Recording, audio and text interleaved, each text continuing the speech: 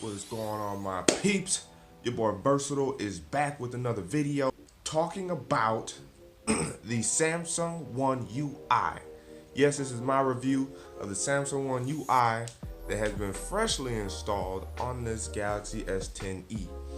Now, one of the first things we're going to talk about when it comes to the software that Samsung needed for their Galaxy series and even their Note series to thrive upon, and you could even say the tablet series, which will start receiving an update next month, is fluidity and how fast the software is. Yes, on this Galaxy S10e, it's not necessarily the processor that makes it fast.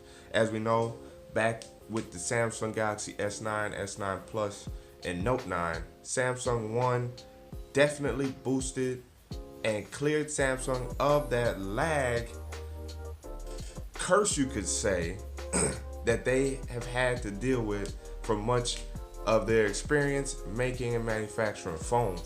Yes, the very thing that we just despised despite loving the hardware on Samsung's phones was TouchWiz, and TouchWiz is no more. Samsung One UI on top of the Samsung Experience 10 is a joy to use.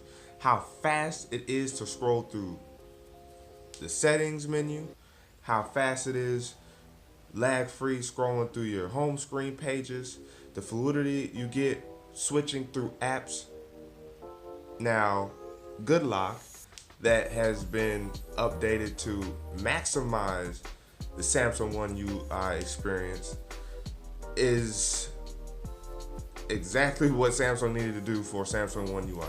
Because we know with the gestures right now, Android is having issues being able to swipe and access home. Back works fine, home works fine, but it's that recent apps that is just like, whoa. But with Good Lock specifically, we're not going to touch too much into Good Lock, but what I can say about Good Lock is it takes that fluidity that Samsung One has throughout the rest of the experience and enhances the gestures on the device, so that way Samsung One continues its smooth paces on your Galaxy phone. Now, what else can we talk about when it comes, I don't know, I don't know. What else can we talk about when it comes to the Samsung One UI experience? Well, it's just good.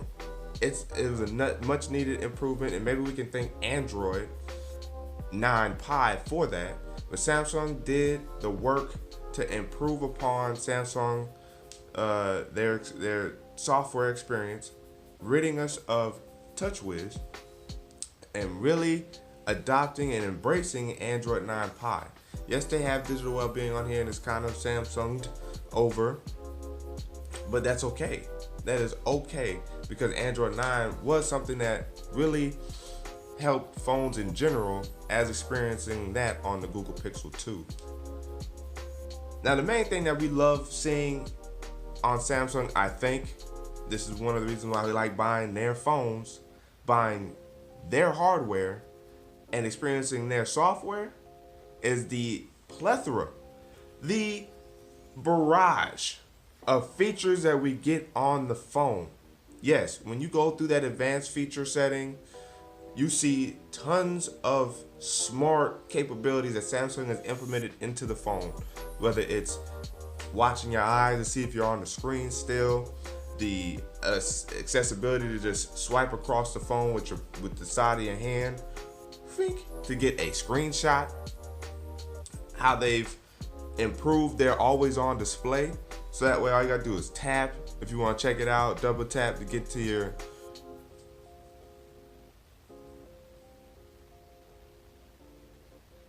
lock screen.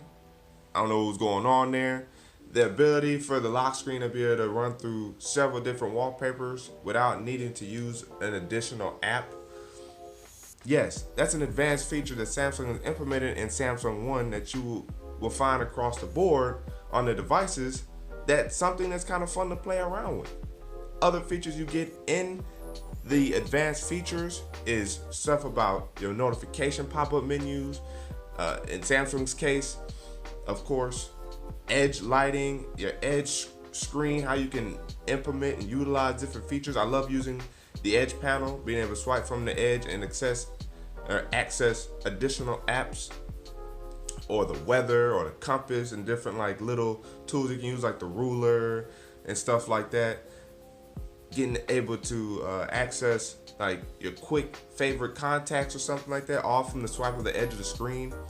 You know, you may not have a notification panel on, or notification light rather, on the new Galaxy phones, but with edge lighting, it is a notification light because of the lighting of the edge of the screen, and you get a nice little bubble pop up telling you where that notification is coming from.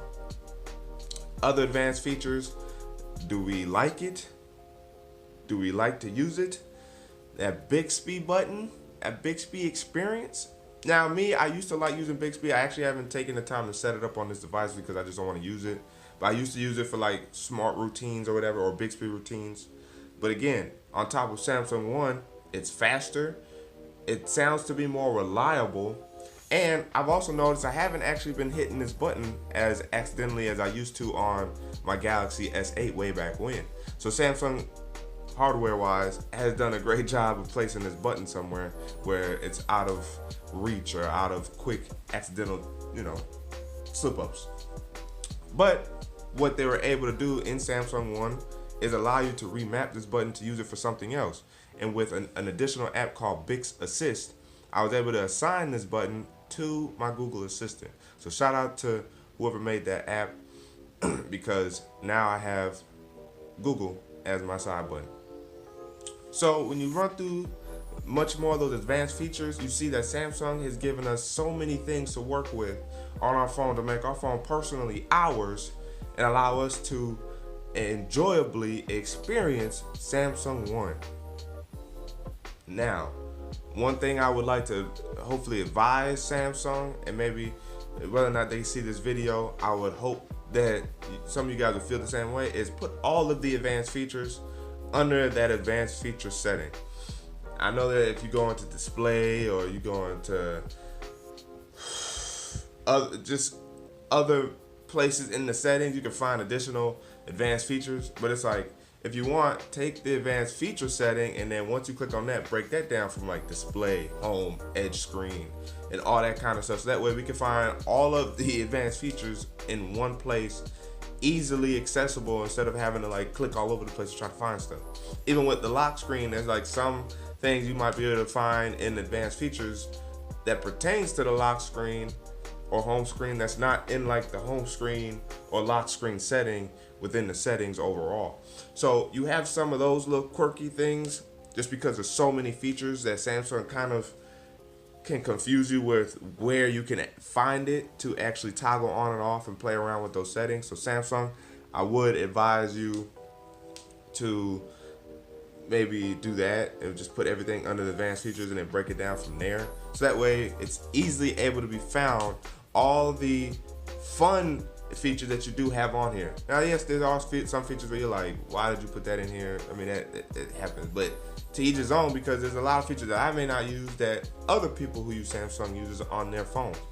One thing that they did get rid of that I did like is facial recognition, and that didn't seem like it really had too many hiccups. In fact, a lot of people loved it. So I would have liked to see what that would have been like on the S10 series with Samsung One and its fluidity. Now with the S9 Plus and whatnot, and the Note 9 that do still have the iris scanning, let me know down in the comments below, how has that been since you've been updated to Samsung One? Has it been faster? Has it still been no issues in terms of using the iris scanner? I would definitely like to know that. But that is it for this video. Hopefully you guys enjoyed it. That's my review of Samsung One UI. Whew, I don't know. Overall, it's a great experience. It's a much needed experience, and it's exactly what Samsung needed to do to get back in the game in terms of software, so that way you do not dread using the phone. Because we all know, holding the phone, looking at it, admiring it, great. But you give it even a week, 2 weeks, a month, 6 months down the line, and you ready to get up out that phone because it's moving slow.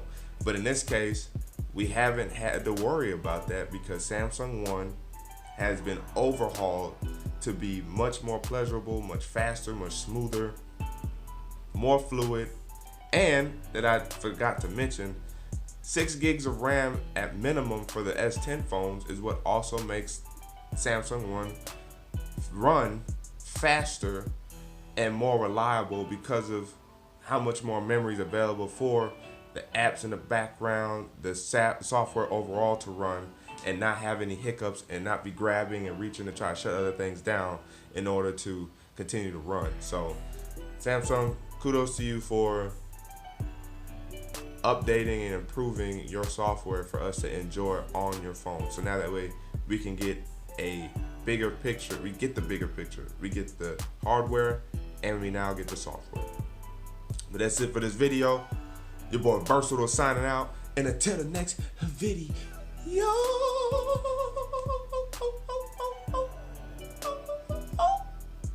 Wait for it.